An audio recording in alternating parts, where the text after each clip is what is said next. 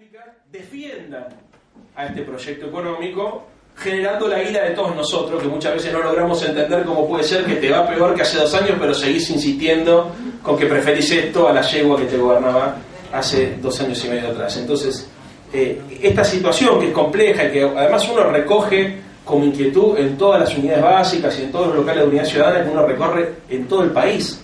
Siempre, yo ya estoy como acostumbrado y ya sé lo que me van a decir, porque siempre uno hace un diagnóstico económico, después hace un diagnóstico social, por último hace un diagnóstico político, y cuando viene el momento de preguntas te dice, bueno, pero ¿qué podemos hacer si frente a la hegemonía de los medios masivos de comunicación encontrás tipos que no salen de su persistencia en el error, o que defienden esta brutalidad, o que no se bancan reconocer que se equivocaron, o que incluso, digamos, asumen el discurso de las clases dominantes como si ellos fueran ricos y en realidad son unos piojos resucitados, muertos de hambre, que no pueden pagar luz, pero terminan repitiendo los argumentos que le escuchan a Esper y te dicen ponete en el lugar del empresario, y capaz que los boludos no tienen ni laburo.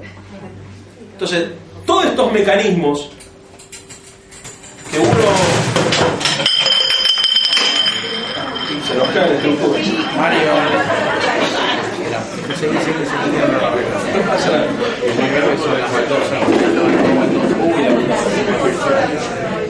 Las dos baldosas. Es un atentado contra la democracia. Si Moró estaba acá ya empezaba. ¡No nos detuvo la dictadura! Moró es bravo, vieron que ayer estuvo muy bueno. Estuvo muy bien. Estamos autorizados a seguir viviendo. Perfecto. Bueno, decía entonces que esta batalla cultural, que es compleja, se tiene que dar con inteligencia. Porque si nosotros no tenemos una estrategia política para llevar adelante esta batalla cultural, lejos de desmantelar el sentido común del neoliberalismo, muchas veces confrontando de la manera que la derecha espera que nosotros confrontemos, generamos la ratificación de lo que la gente piensa con definiciones del tiro, y te das cuenta que sos un violento, kirchnerista, que sos un fanático o una fanática, ¿no? Cosas que nos pasan a todos en la vida cotidiana, porque no hay una estrategia. Digamos, hay por ahí un exceso de voluntarismo, incluso un exceso de apasionamiento, ¿no es cierto?, en la forma de intervenir que nosotros tenemos sobre la realidad. Yo trato siempre en la tele, le doy mucha importancia a la televisión, pero no porque por una suerte de desviación narcisista que me gusta ser conocido, no, la verdad que no, o sea, hasta ya me empieza a hinchar los huevos, viste, que la gente me diga, ¿qué hacemos? ¿Cuánto lo sacamos este tipo por la calle? O sea, te trae, o sea, lo asumo como una responsabilidad porque entiendo que es importante dar la batalla en términos discursivos. O sea, que nuestro deber como militantes políticos es lograr hacer que circulen otras ideas. Es lograr hacer que entren en crisis las ideas del adversario. Es lograr, a partir de un ejercicio que nosotros denominamos sembrar la incertidumbre, militar la duda, conseguir que el otro se mueva de su posición inicial y reflexione sobre sus propias convicciones. O sea, para desmantelar el individualismo, para lograr desterrar el egoísmo como gran elemento justificador de la acción humana, que eso es en definitiva la síntesis de lo que expresa el proyecto neoliberal, nosotros tenemos que hacer algo que va más allá de provocar tensión intelectual en la línea argumental del otro. Tenemos que tratar de tocar su sensibilidad.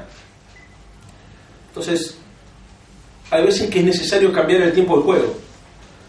Y si la discusión se plantea en términos económicos, si se plantea exclusivamente en términos políticos, creo que hay que tratar de llevarlo al humano y tratar de poner al ser humano justamente en el centro de la escena y tratar de demostrar cómo el neoliberalismo lo que hace es reemplaza al hombre por la mercancía, ¿no? Reemplaza la cooperación por la competencia, justifica una estructura social desigual sobre pretexto de que eso beneficia al conjunto a partir de una suposición tácita de que el egoísmo permite que las sociedades progresen, porque si las personas son egoístas van a buscar lo mejor para sí, entonces van a competir contra el otro y eso va a provocar, en definitiva, que en algún momento eso termine derramando sobre la sociedad. Y la táctica entonces también consiste en preguntarnos si efectivamente queremos vivir en una sociedad igualitaria o desigual. Porque nosotros, por ejemplo, damos por sentado, nosotros digo, los que somos parte de este colectivo, e incluyo también un sector de la izquierda no acá, da por sentado que el horizonte ético a alcanzar es una sociedad de iguales. Y entonces cada vez que construimos argumentos, presuponemos que el otro piensa lo mismo que nosotros, que también quiere vivir en una sociedad de igualdad. Yo he descubierto que mucha gente prefiere vivir en una sociedad desigual. Es más, hasta se siente legitimada en una sociedad desigual, aunque su posición sea la de subordinado. Entonces vos hablás a partir de un horizonte ético, de lo que deseás, o de lo que militás y buscás como deseable, y la otra persona tiene otros códigos de comprensión de la realidad. Claro, el que defiende la desigualdad rara vez se anima a verbalizar que defiende la desigualdad. No te lo dicen. Muy raro, a veces sucede. José Luis Esper, por ejemplo, se la pasa hablando de una sociedad desigual y del beneficio de construir una sociedad cuyo motor sea el lucro o la codicia. Y José Luis Esper, por ejemplo, tiene muchos seguidores en Twitter, en Facebook, da mucho rating a los programas de televisión.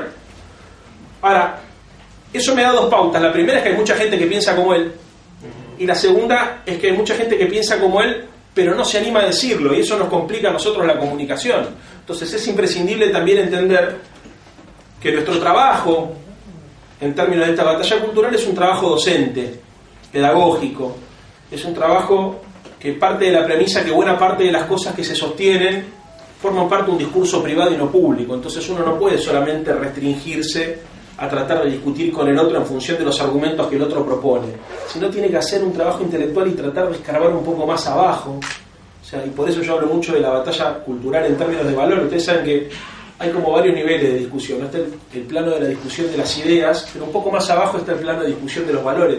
Yo creo que nosotros tenemos que apelar a la construcción de una nueva sensibilidad. Hay que tratar de desmantelar el neoliberalismo cultural, tratando de poner en cuestionamiento el orden social que propone, el sistema desigual que propone, la mirada deshumanizada que propone. Voy a poner un caso concreto que me parece muy importante. La superioridad del derecho de propiedad por sobre el derecho a la vida, que se vio en el caso Chocobar. Para mí el caso Chocobar es un caso clave, porque estábamos discutiendo qué era más valioso, si una cámara de fotos o la vida humana. Aterrada como está la sociedad a partir de esta inoculación del miedo que le hacen permanentemente, inoculado también el virus del individualismo, del egoísmo y de la hipercompetitividad, se mandaron a hacer encuestas que decía que la gente estaba con el suboficial Chocobar y que toleraba el hecho de que haya sacado su pistola y haya matado por la espalda a un pibe que 2 cuadras antes había tratado de robar una cámara de televisión. Yo pensaba, ¿no? Digo, yo entiendo el miedo de la gente, porque yo a mí ya también salgo con julepe, que no me choreen cuando salgo con mis hijas o cuando llego tarde de mi casa. Yo vivo en un barrio popular, vivo en Boedo. Pero de ahí a justificar el asesinato de una persona, ¿qué nos pasa como sociedad? Y les quiero decir una cosa, el caso Chocobar habla muchísimo del por qué toleramos un presidente como Macri y un gabinete como este gabinete que tenemos, Dice muchísimo de nosotros como sociedad. Son esos temas que uno trata de discutir porque sabe que de verdad surge lo más puro de la persona, lo más impuro de la persona cuando se dan esos temas.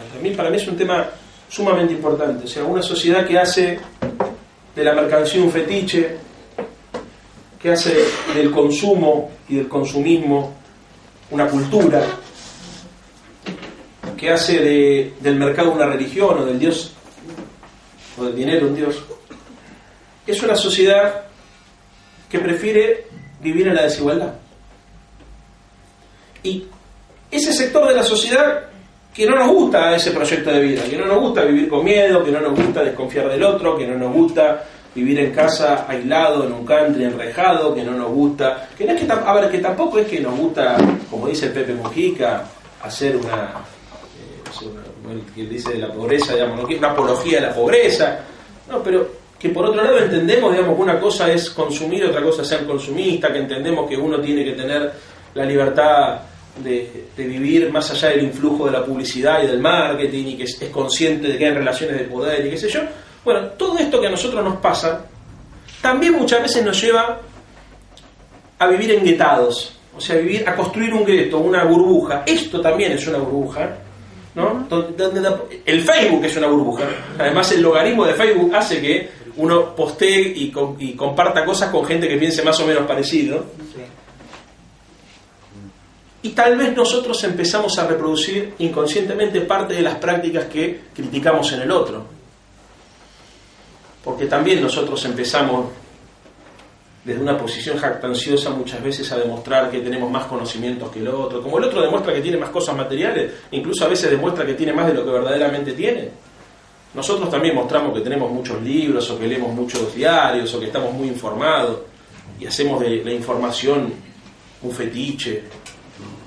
Y también nos comportamos de manera competitiva y egoísta. Y yo creo que ahí está el problema de la batalla cultural. Que para confrontar conceptualmente contra el neoliberalismo, uno está obligado a vivir como piensa. Y vivir como uno piensa, si uno tiene pensamiento crítico, implica que nosotros tengamos que ser autocríticos de nuestra propia intervención en la sociedad. No puede ser que tengamos todo claro todo el tiempo. No puede ser que nunca nos permitamos dudar. Porque muchas veces hacemos gala de que nosotros pensamos, pero en realidad lo que hacemos es repetimos lo que pensó otro por nosotros. Y muchas veces tratando de hacer que el otro piense, lo que estamos provocando en realidad es pensar por el otro para que el otro diga lo que nosotros queremos que diga. La batalla cultural contra el neoliberalismo es una batalla que te obliga a ser solidario más allá de la caridad que propone Carrió. La solidaridad, como la entendemos nosotros, no es dar lo que nos sobra, sino es dar incluso lo que no tenemos, dar hasta que duela. Si nosotros queremos desmantelar el paradigma neoliberal, por ejemplo, estamos obligados a hacer de nuestra vida cotidiana una actitud militante. No nos podemos comportar como militantes en unidad básica y después manejar literalmente, conducir el auto como se conduce en esta ciudad, que es la demostración más clara de qué es el libre mercado. El que tiene el auto más grande se termina imponiendo sobre el que tiene el auto más chico, o viste, el automovilista sobre el peatón. O ahí recién veníamos caminando por la calle, ¿no es cierto? Y también ahí, cuando llueve, uno ve, por ejemplo, también el que tiene el paraguas con el que no tiene, porque el que tiene paraguas va abajo del techo. Yo, cuando sea presidente, voy a sacar un decreto para que los que tengan paraguas vayan de la cara. Pero puede que se nota cuando lo confrontás. Eso es lo más grave. Pues no se corre. Y el que tiene el paraguas posee algo que el otro carece. Entonces, en lugar de tener la capacidad empática de ponerse en el lugar del otro, no, quiere tener una doble protección. La del paraguas y la del techito. Fíjense ustedes, digamos, pero lo digo en serio. ¿Saben por qué? Porque cuando nosotros queremos confrontar contra el neoliberalismo, ¿qué es lo primero que dice el neoliberalismo de nosotros? Ustedes son tan mierda como nosotros, pero no se animan a decirlo. Esa es la clave. Por eso nos cagaron con la corrupción en toda América Latina. ¿Saben por qué?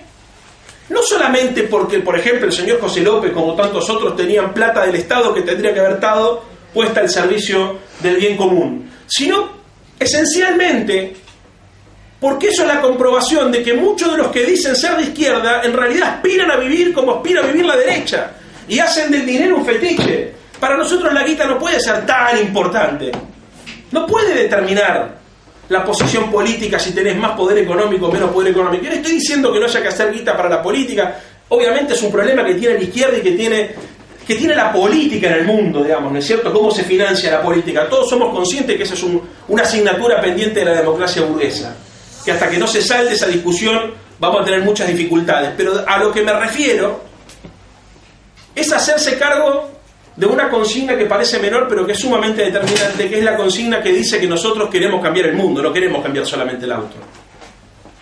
Si vos querés cambiar el mundo, te tenés que hacer cargo de esa definición política. Si vos querés cambiar el auto solamente, no. Por eso la derecha puede viajar, por ejemplo, en primera en avión y la izquierda no puede viajar en avión en primera.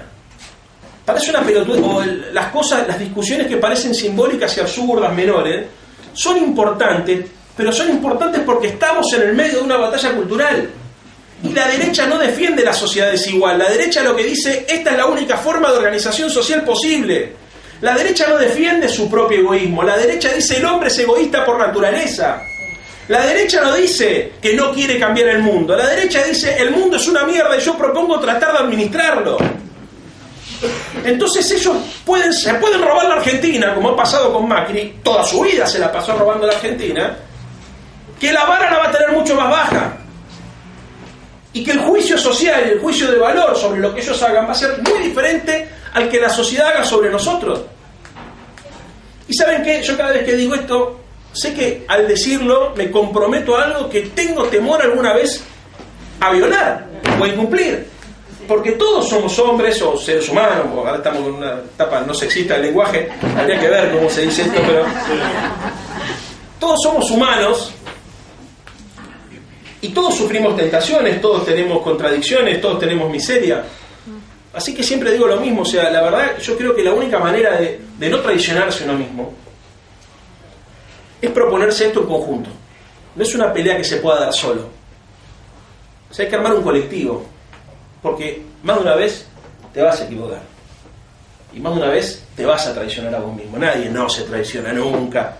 No pasa eso, ¿no? Ahora, cuando te pasa, tiene que haber una compañera o un compañero que te diga, gordo, vamos, te equivocaste. Acá el caballo, claro. Te lo estaba diciendo a vos, ¿no? ¿Se entiende?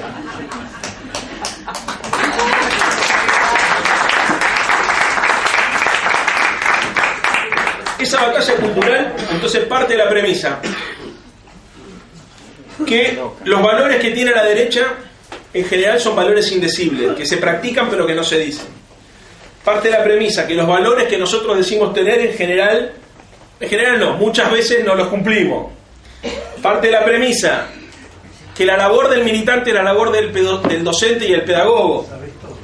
Parte de la premisa que es difícil hacer política vomitando verdades, que lo que hay que hacer es tratar de formular preguntas. Parte de la premisa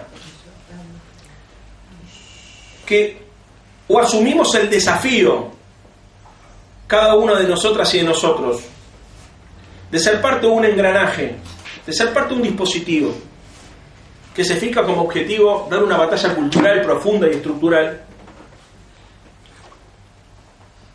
o compartiendo solamente instancias como esta y limitando solamente nuestra militancia y nuestro compromiso social a ser observadores críticos de la realidad, inconscientemente vamos a contribuir a reproducir el sistema. Es complejo porque nosotros necesitamos que la democracia, para que tenga poder, sea una democracia participativa. Entonces necesitamos que el vecino sea ciudadano, pero también necesitamos que el militante sea dirigente. Gramsci hablaba de un ejército de capitanes, o sea, nosotros necesitamos que se eleve mucho el grado de conciencia y el grado de compromiso político. Si eso no sucede, dar la batalla cultural contra el neoliberalismo es imposible. Entonces hay que exigir primero más de uno mismo, más de uno, más de su organización política, más de su dirigente, y hay que animarse a dar una batalla diciendo las cosas que en general no se dicen. Diciendo las cosas que se dicen, si ganamos una elección, la ganamos de pedo. Y si transformamos la sociedad después de haber ganado una elección de pedo, también es de pedo. En realidad, porque mucha gente dice, hay que hacer todo lo posible para llegar al Estado y desde ahí transformamos la realidad, y pone el caso de Néstor. Y ya lo dijo Foster, el kirchnerismo es una anomalía de la historia. En general las cosas no suceden así. No suceden que la carambola te lleva a que justo cae el tipo que tenía esa formación de los 70, que se había hecho el boludo de una época, que después le demostró a todos que venía a reivindicar una generación que había sido diezmada, y que justo dio que la soja estaba a 600, y que justo dio que apareció Chávez, Lula. Se dieron un montón de cosas que fueron, la verdad, francamente azarosas. Después está la cualidad política y la capacidad política, que los que éramos críticos del kirchnerismo no supimos ver y que vimos tarde, de un grupo de personas en toda América Latina que tomaron la decisión de agarrar esa situación y de darle el provecho social que le tenían que dar. No estoy quitándole mérito, lo que estoy diciendo es que no podemos esperar todo el tiempo alguna suerte de realismo mágico que nos ordene nuevamente la historia, ¿no? Porque eso puede suceder, pero también puede no suceder. A ver, en algo más concreto, estamos todos esperando que venga Cristina, ¿no es cierto?, y saque una atrás de abajo de la manga y nos demuestre. Y, a ver, capaz que sucede, pero lo más probable es que no, pero no por Cristina, sino por una cuestión de probabilidad. Entonces, y además, yo siempre pienso, debe ser muy estresante para la mina, ¿viste? Está todo mirando a ver qué hace, como Messi en la cancha, ¿viste? Y un día se levanta, claro, ¿me entendés? Se levanta iluminado y le hace 2 goles a los croatas, y otro día, ¿me entendés?, está dormida, ¿me entendés?, y nos rompieron el culo, chavo, a Buenos Aires. Bueno, esto es igual, es exactamente lo mismo. El rol de las organizaciones políticas tiene que ser el de agregar, y además el de tensionar incluso. Hay que tensionar, porque a ver, cuando uno agrega, propone y construye, rompe también. Y cuando rompe, incomoda. De hecho, cuando Cristina apareció en abril diciendo Frente Ciudadano, nueva mayoría, y no sé qué otra cantidad de definiciones, tomó 5 o 6 definiciones, muchos se quedaron mirando cómo, no somos más Frente para la Victoria, hablamos de ciudadanía, ahora parecemos liberales, Cristina, no hablamos de traidores, Cristina nos manda a disputar la bandera de la libertad con la derecha, definiciones que la mina dio que fueron, hey, a ver, y así se hace la historia. Así se hace la historia, rompiendo también. El problema es que eso no bajó. No. Nunca llegó acá. No bajó. Relativamente. O sea, que falla. Yo creo que el problema es que no se pudo complementar con otras cosas. Creo que todos entendimos después, o sea, a ver, de hecho creo que la campaña de Unidad Ciudadana tuvo algo de eso. Hay muchas cosas que yo he visto, por ejemplo, he ido a actos de Unidad Ciudadana donde decíamos vamos a una propuesta amplia, plural, Unidad Ciudadana, terminaba y cantamos la marcha peronista. A mí no me jode, porque yo ya me la sé.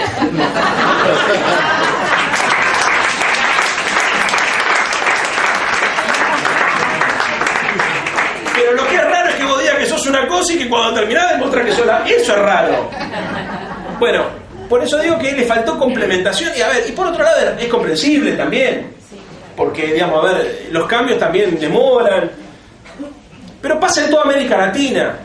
Se murió Chávez y yo vengo de Venezuela, estuve hace dos meses atrás, se nota el agujero.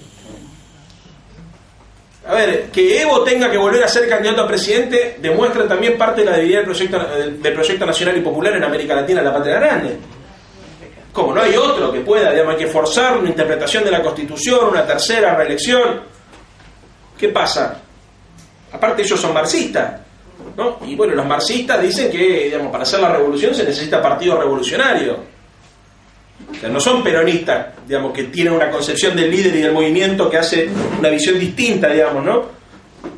Paradójicamente, una peronista como Cristina, digamos, tiene un discurso por ahí mucho más de izquierda. Es una cosa rarísima lo que pasa en América Latina, pero es América Latina.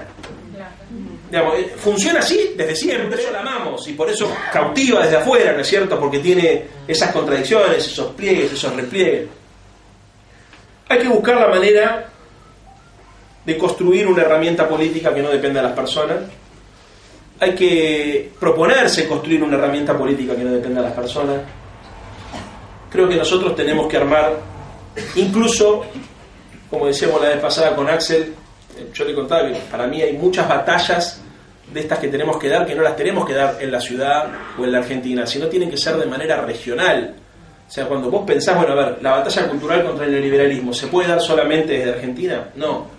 De la misma manera que la reconstrucción de un Estado que interviene, que genera desarrollo, requiere, digamos, un tipo de intervención que excede el marco que te permite el Estado-Nación. O sea, vos para pensar de verdad otra estructura productiva y distributiva necesitas pensarla continentalmente, no la podés pensar solamente desde acá. Entonces me contaba que lo habló con García Linera, y García Linera dice, bueno, yo tengo la solución, hay que armar la Internacional Peronista.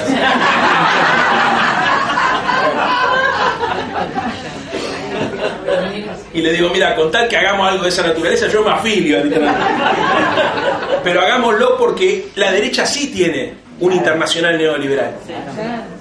Y además la derecha sí tiene... Fíjense, a ver, la embestida contra Venezuela es una embestida continental, es más, iberoamericana.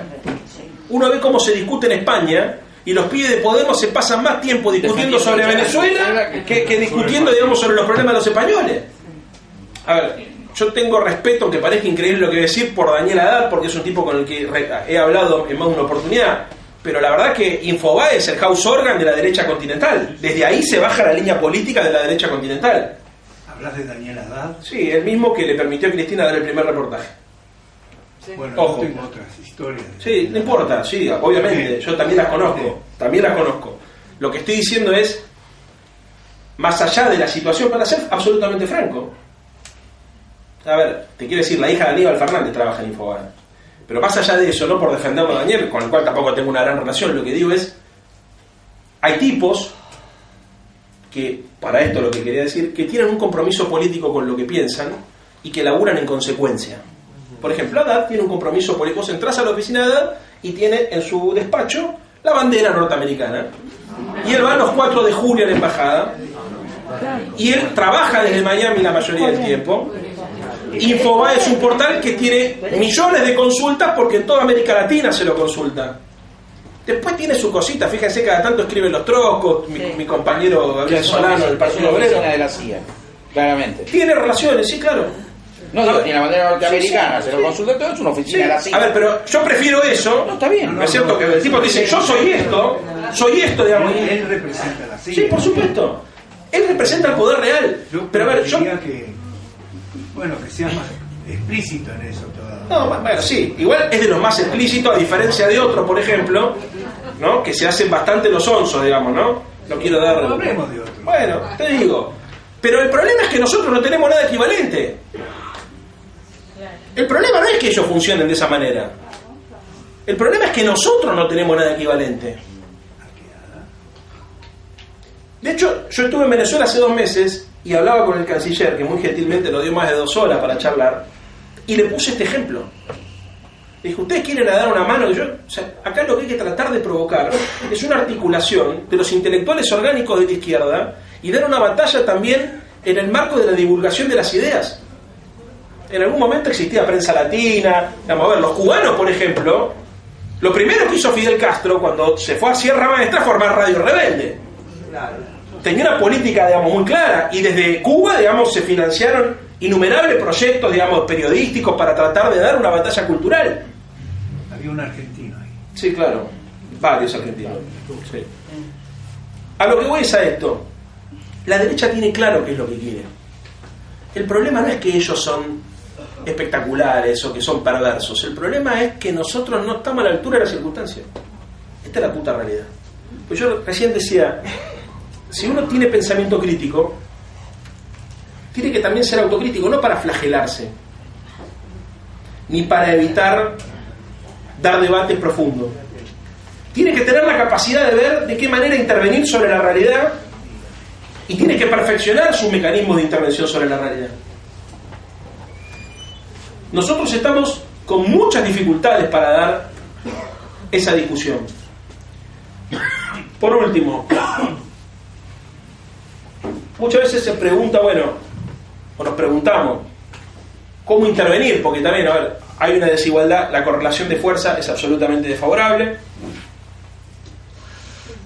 En términos económicos está claro que, a ver, la derecha puede hacer todo este tipo de cosas, porque son el poder económico. Los pibes de Podemos decían, cuando los gobiernos populares terminan, nosotros nos replegamos a los clubes de barrio o a los centros de estudiantes, en el mejor de los casos los sindicatos.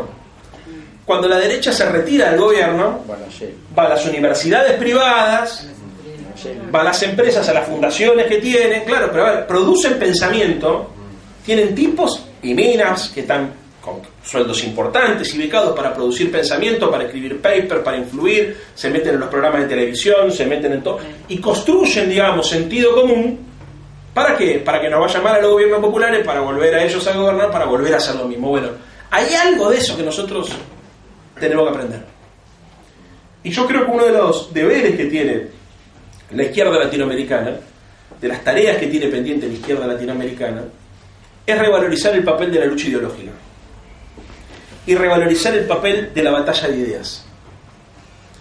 Y eso también implica resignificar el rol de la militancia. La militancia no está solamente para hacer laburo físico.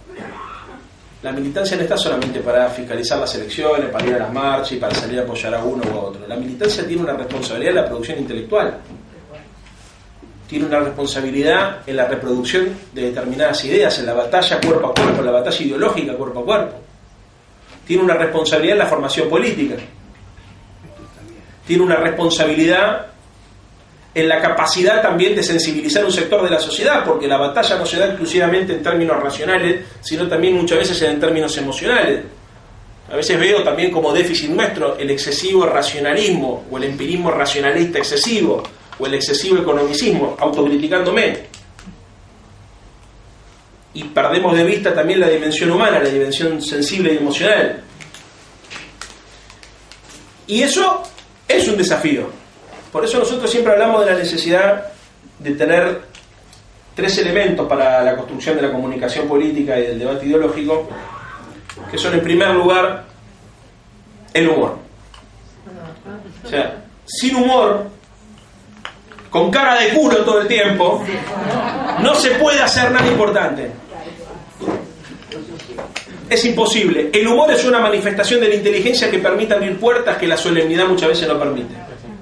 En segundo lugar, la ternura. Es muy importante recuperar la ternura como instancia de interpelación social. El Che hablaba que había que endurecerse sin perder la ternura, ¿no? Y la ternura también es un guiño para tratar de abrazar al otro, ¿no es cierto? Conquista. Conquista. Conquista. Claro. Y el tercer punto, que es para mí tal vez el que vamos a tener que utilizar más en esta etapa histórica, es la pasión. ¿Por qué? Porque la pasión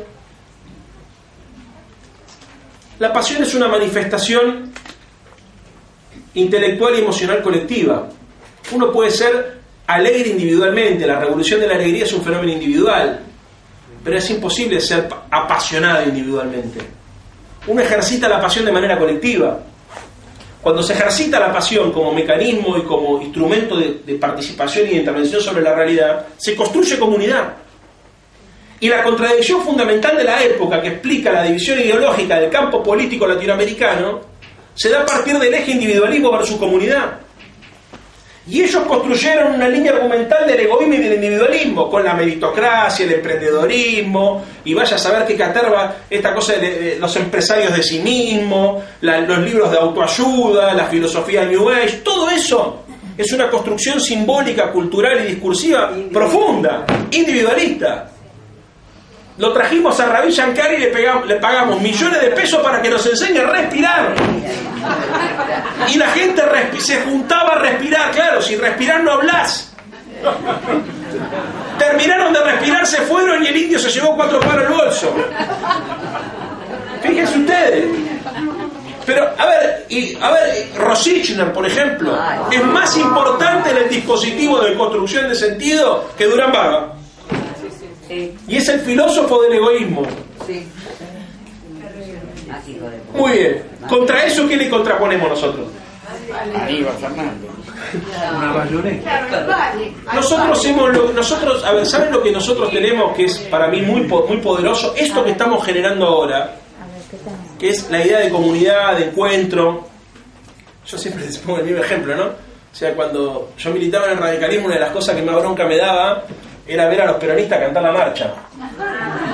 Porque uno quería ser peronista. ¿Por qué? Digamos, no tanto porque daba mucha... veías tan felices. Exactamente. Decimos en la universidad cómo disfrutábamos en la facultad porque de verlos a ustedes así. Porque ya nosotros cantamos la marcha aún perdiendo. Genera un sentido de pertenencia. Y la pasión. A ver, esa pasión implica ser parte de un colectivo que te trasciende. ¿Se entiende? O sea, más allá a ver, no estoy hablando de lo partidario o de lo ideológico, estoy hablando de una cuestión que es más profunda, que es simbólica, que tiene que ver, digamos, una identidad colectiva, digamos, el concepto tan importante que para mí es el concepto de la trascendencia. A darme cuenta que hay muchas cosas que se hicieron muy bien en términos de construcción de ciudadanía, de empoderamiento social, pero que no son eternas. Lo que se acumuló entre el 2010 y el 2015, si no hacemos algo rápido, se empieza a ir como agua entre los dedos. Mire, le voy a poner un caso muy concreto. Uno podría poner como primer ejemplo de esa politización hermosa que se dio a partir de la muerte de Néstor, el surgimiento de la juventud de la política. Y hoy somos casi todos viejos los que estamos acá. Entonces, algo está pasando. Algunos son. Algo está pasando. Pero ¿saben por qué lo digo? Porque nosotros tenemos una tendencia natural a decir, los pibes son de izquierda. No. Los pibes cuando se empiezan a incorporar a la vida adulta, en general son de derecha.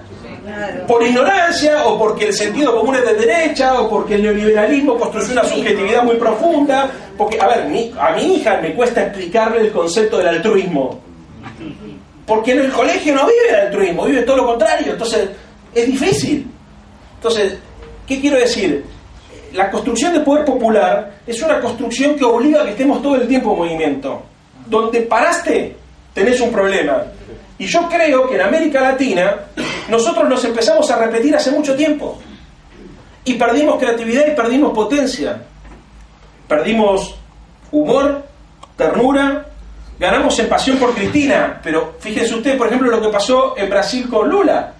Nosotros también decíamos, cuando lo quieran meter a Lula, o sea, a Dilma la pueden voltear, pero cuando lo quieran meter a Lula en cara, van a bajar de la favela todos los muchachos.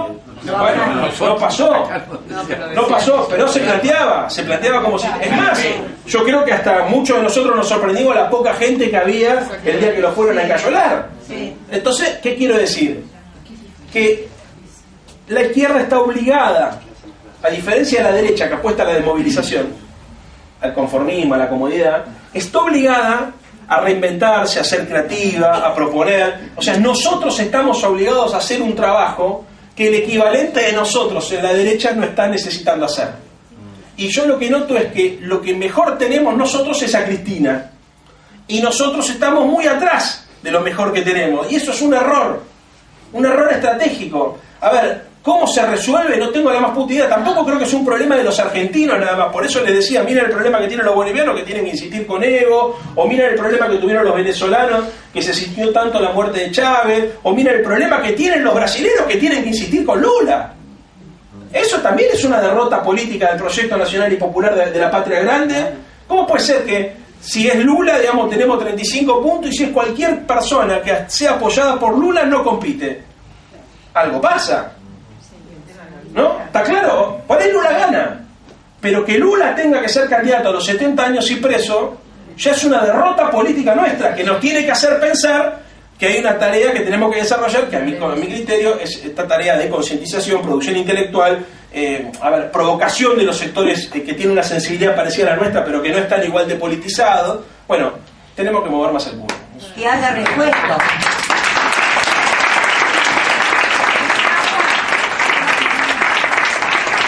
Compañera que quería hacer pregunta. Sí, gracias. Bueno, me gustó haber venido. Hablaste de cultura, del cambio de cultura, genial, pero no diste una forma o una idea, un camino. Seguís planteando el sistema capitalista y no hablas nada de abundancia que nos rodea. Estoy en la Facultad de Agronomía y tenemos planes que en 5 años, personas de 80.000 personas, grupos de 80.000, logran soberanía alimentaria en 5 años. Ejemplos, hay un montón. El olivo vive 2000 años, un manzano vive 150. La abundancia nos rodea, pero seguimos atados a el dinero. Y le das más valor al dinero que a las personas. ¿Por qué no empezar a mostrar lo que es ciencia, tecnología, automatización y proponer superar al dinero con una cosa cultural que nos saque de la maquinita de emitir plata y que nos lleve al campo a decir: una máquina te automatiza y te hace 100.000 kilos en una hectárea de tomates? No, te hace 150, porque antes hacía 100.000 kilos. Hoy, una hectárea de tomates tenés 100.000 kilos de tomate. Con la tecnología tenés 150. Y así pasa con todo. 80.000 personas para hacer harina, que hoy te la venden una fortuna, necesitas nada más que 60 hectáreas. Entonces, la abundancia, me hice largo, la abundancia está al lado nuestro, pero seguimos pensando en el dinero y me encantó que hablas de cultura para cambiar la cultura. Por eso no te dejé preguntar, porque no era una pregunta. Es una exposición. A ver, primero, cortito. Nosotros tenemos que generarle crisis a la subjetividad capitalista, pero no podemos esperar a derrotar la subjetividad capitalista para volver al gobierno. Vamos a tener que volver al gobierno antes de derrotar la subjetividad capitalista. De hecho, te podría decir que para hacer eso que vos decís necesitamos volver a ganar el gobierno y que haya por lo menos 5 países o 10 países más en América Latina que también lo vuelvan a ganar, para no plantear algo tan profundo, simplemente para plantear, por ejemplo, un banco común, una moneda común. A ver, lo que planteó vos es como un horizonte ético, es como una suerte de utopía, y me parece bien, porque yo no soy de los que cree que la utopía desmoviliza. Alfonsín me enseñó que lo que desmovilizaba era la quimera, no la utopía. No, la utopía te sirve para caminar. Pero uno tiene que ser también práctico a la hora de construir argumentos políticos, porque si uno provoca, por ejemplo, que es lo que hacen los trotskos, posiciones todo el tiempo maximalistas, la gente termina diciendo estás completamente en pedo, ¿no es cierto? Y te termina votando a una persona, ¿no es cierto?, que parece progresista de manera cultural, pero cuando gobierna es un neoliberal más. Entonces, para evitar eso hay que ser inteligente en la formulación de los desafíos que nosotros nos proponemos. Pretender abolir el dinero en el contexto actual de la Argentina y América Latina, la verdad que no sería desde mi perspectiva lo más inteligente. Creo que hay que hacer otras cosas, sí por ahí cuestionar la idea de consumismo, ¿no?, que no es lo mismo que consumo, y sí por ahí cuestionar también la idea, digamos, de distintos tótems del paradigma económico neoliberal que forman parte del sentido común que vamos a tener que desmantelar para poder construir el poder social suficiente para llegar al gobierno y transformar cosas, ¿no? O sea, sí hay cosas más simples para poder pelear, que también son muy importantes y que hacen al sentido común de los argentinos, y que obviamente tenemos que elegir y seleccionar con inteligencia, porque hay que dar batallas para ganarlas, no solamente dar batallas para darlas. Hay muchas batallas que uno las tiene que dar porque las tiene que dar aunque pierda. Pero también en política tenés que dar batallas para ganarlas. Entonces elijamos las batallas que podemos ganar para tratar de demostrarle a la gente que en realidad este proyecto económico es un proyecto económico que te termina haciendo mierda, que te transforma a vos en una mercancía y te termina descartando. Bien.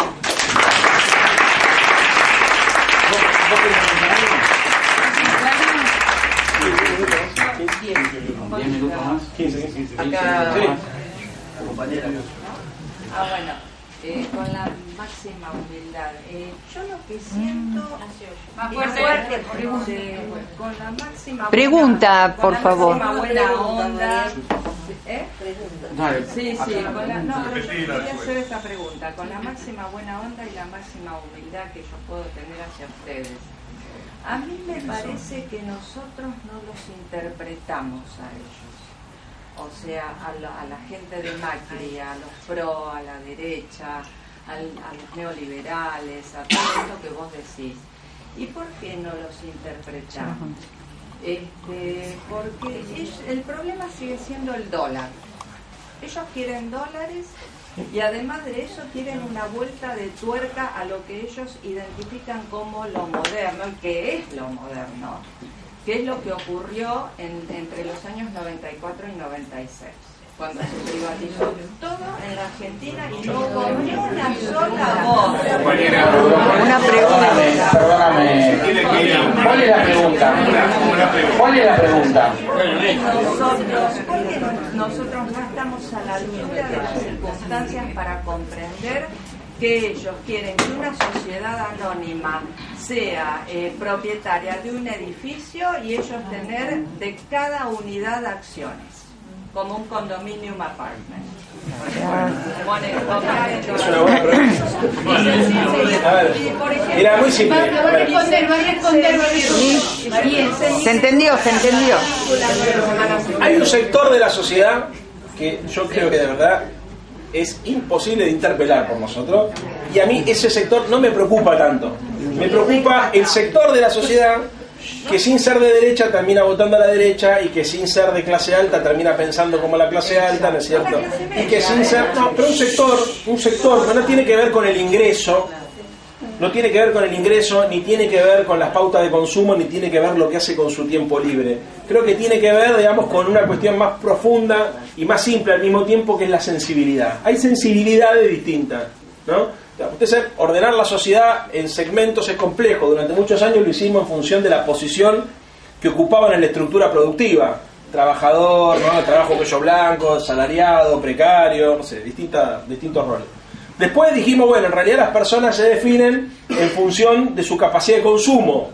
Porque, por ejemplo, un pibe en Nueva York te escucha la misma música que un pibe, no sé, en Santiago del Estero.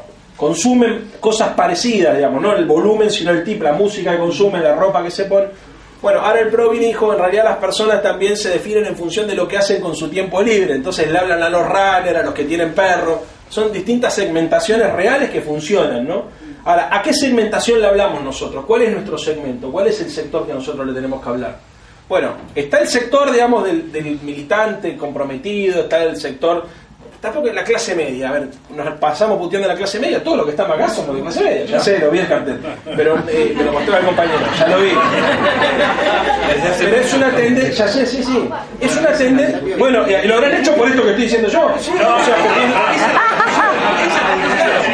exactamente, ¿por qué? Porque esto en realidad... Hay una cosa, perdona que te interrumpa, el episodio de Carrió, grotesco, humillante si querés, cuando le dice, le pido a la clase media que dé propina y que haga changas, ¿no? Y yo me quedé pensando, Macri le habla a los ricos, gobierna para los ricos y todo, su gestoría, todo para los ricos. Nosotros, los militantes del campo nacional popular, tenemos un desviacionismo, como diría acá Leandro, una natural desviación a hablar a los pobres. Y en el medio está la bendita clase media, que en general, desde el peronismo, del proyecto nacional, como bien decía Leandro recién, muchas veces la puteamos, muchas veces la carajeamos, muchas veces podemos tener razón, pero en Argentina es el 75% de la población. Entonces, en ese 75% de la población está ese pedazo que dice Leandro, que tenemos que disputar, y una prueba bien concreta. ¿Dónde ganó Cristina por escándalo? ¿Dónde juntó el 80%, el 38% que juntó en la provincia? En La Matanza. Entre los pobres, entre los más pobres del conurbano. Esa gente, ¿dónde va a juntar Cristina un altísimo porcentaje del 25% o 30% nacional que puede tener? Seguramente entre los segmentos más pobres, seguro iba a ser mayoritaria. Seguimos teniéndolo. Sigue siendo porque termina reconociendo un proyecto, por más que se levante a la mañana y a veces tenga el tema del cultural que te ponen desde la tele del consumo, o el añorar un dólar cuando no sabe ni lo que es, etcétera. Nosotros tenemos que ir a dar la discusión y el combate y todo lo que planteaba Leandro, creemos desde este lugar, en sectores de la clase media que no solo se confunden, sino que terminan votando y avalando. Y vuelvo al ejemplo, la gorda, así de hija de puta, cínica y delincuente como es, le habla a la clase media. Y como estamos en tiempo del videoclip y del Twitter, cualquier tipo que escucha que ella pronunció, dice, le pido a la clase media, ya se siente interpelado y después quizá ni escuchó lo que le pidió. Pero, me habló a mí.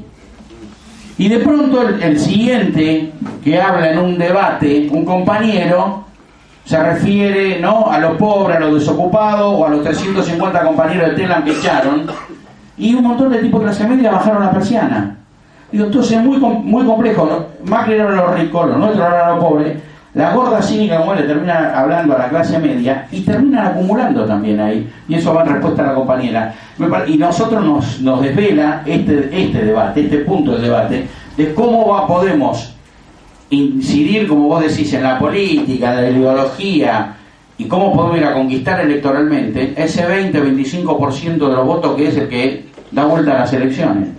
Porque nosotros seguimos con el piso histórico del 30, el 35, los que han crecido son ellos, que han acumulado un poco más en estos años, en esta parte de la historia. Tenemos una historia, que la derrota cultural se la propinamos por lo menos durante 2 décadas, la década de Perón, la década de Néstor y Cristina, y una parte no menor de los inicios del gobierno de Alfonsín, porque parte de nuestra victoria cultural es el nunca más, el juicio a los milicos, el intento fallido, pero intento al fin de negociar con el fondo en otras condiciones que tuvo al principio el gobierno de Alfonsín.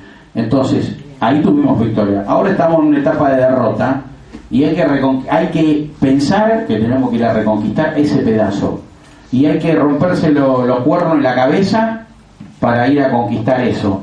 Quizá eso también nos haga reflexionar cómo militamos o cómo hacemos campaña. Nosotros probamos acá en el barrio, en la última campaña, hacer campaña con los chistes de página 12. Repartimos miles de volantes con los chistes de página 12. Todo chiste que era obvio que te invitaban a votar, unidad, contra Macri, Unidad Ciudadana y todo. Y comprobamos que en esa campaña, en este barrio, por lo menos, y creemos que muchos otros pasaría lo mismo, no te tiran los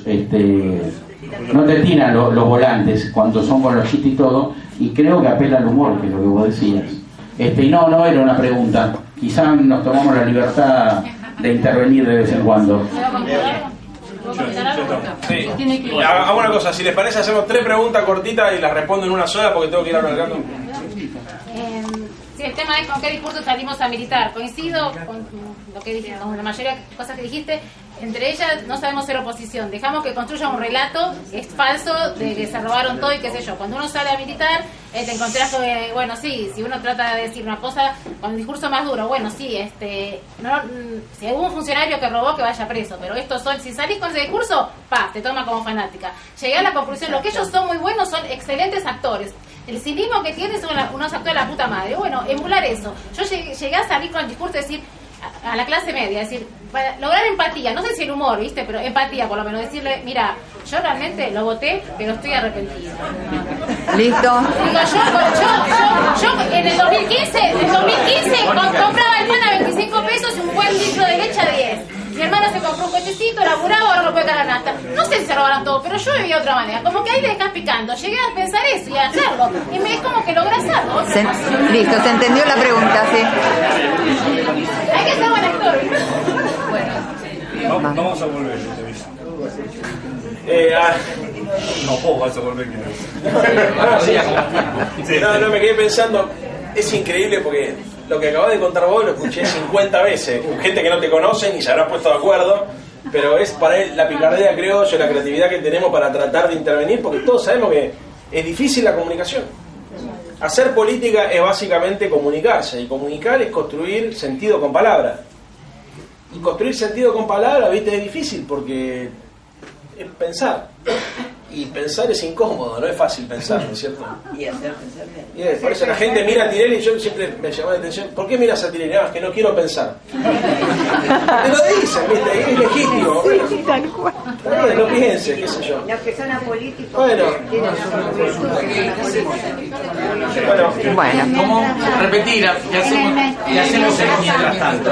Miren, hay una cosa, yo les cuento este ejemplo. Les cuento este ejemplo y les pido disculpas. Vengo otro día, cuando quieran. Hacemos dentro de unos días, volvemos y charlamos en profundidad. Mirá, te cuento un ejemplo. Yo soy muy amigo de Juan Carr. Muy amigo. Peronista, Juan Carr. Pero es tipo, se lleva bien con todo, se lleva bien con el gobierno, con todo. Bueno, Juan tiene una peculiaridad, ¿no? Tiene muchas, es muy raro Juan, mi amigo. Entre ellas, ser amigo mío, o yo amigo de él. Pero Juan es un tipo de Vicente López, toda la vida fue un cheto de Vicente López, es veterinario, mucha sensibilidad social, es de Juan Carr, que es de verdad. O sea, él es de verdad. Realmente ya conozco su casa, su familia, como con él reivindica la política. No es un tipo que diga el ONGismo viene a responder los vacíos de la política, no. Dice, nosotros estamos acá porque falta más política. Y un día me invita, me dice, mira, nosotros le vamos a dar de morfar a la gente en invierno, hacemos la Plaza de Mayo, ahora como remodelaron la plaza salió, pero ahora vamos a volver, ponemos ahí la campaña Frío Cero, una suerte de oficina que se montó ahí, estaba fija en la Plaza de Mayo, enfrente de la catedral, y le damos de morfar a la gente. Pero ¿cuál es la peculiaridad? ¿No? Hay 1000 programas que se les da de morfar a la gente. Juan dice, nosotros vamos a armar una mesa digna. Entonces, digna. Entonces, ¿qué hace? Arma una mesa larga, cada vez más larga, como estamos, le pone mantel, le pone flores, le pone, pero déjame terminar, le pone, apagame el celu, mi amor, porque me disperso. Le pone flores, le pone vajilla, trae en general gente que todo, que yo, y él se sienta a morfar.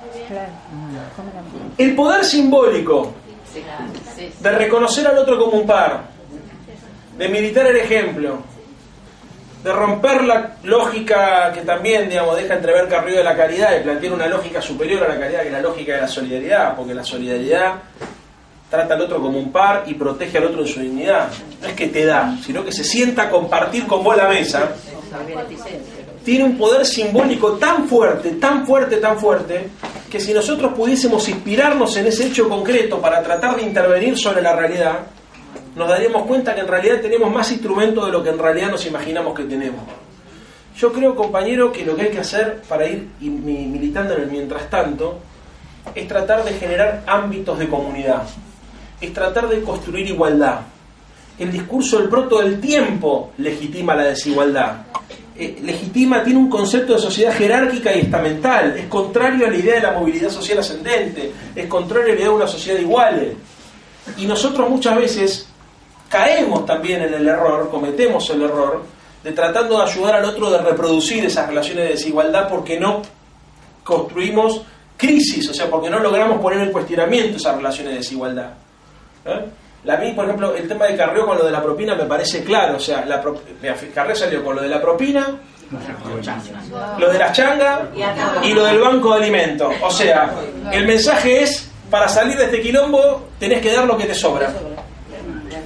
No lo que necesitas. Y entonces a mí me parece tan triste, porque en realidad no es dar lo que sobra. Y es una oportunidad hermosa para dar una discusión filosófica acerca de cuáles son los valores que tienen que ordenar la sociedad. Ahora, nosotros además de decirlo tenemos que hacer. Entonces, y eso, ¿sabes qué? Se construye con el ejemplo personal. De verdad hay que creer en eso. De verdad, bueno, de verdad hay que creer en eso. De verdad hay que creer en eso. Hay que creer en eso y hay que practicarlo, ¿no? A ver, yo trato en mi vida cotidiana de practicarlo, creo que muchos de nosotros también tratamos. A mí, por ejemplo, yo soy amigo del Cuervo Larroque, porque el Cuervo Larroque vive como habla. Y no todos los compañeros que lo rodearon a Néstor y que la rodearon a Cristina vivían como hablaban. Y el Cuervo sí, por eso el Cuervo es el preferido de la jefa. Porque el tipo vive como habla y no le pueden entrar por ningún lugar. Bueno, entonces por ahí es donde nosotros tenemos que tratar de construir la contrahegemonía para derrotar culturalmente al neoliberalismo. Por el ejemplo personal, por el ejemplo colectivo, por el ejercicio de la práctica de la solidaridad, por las cosas simbólicas que tienen mucho poder. Darle de morfar a la gente o ayudar a que la gente morfe es una cosa, ¿no? Pero sentarse a morfar con la gente que está es superior incluso, ¿me entendés? Yo creo que te llena más incluso que el guiso.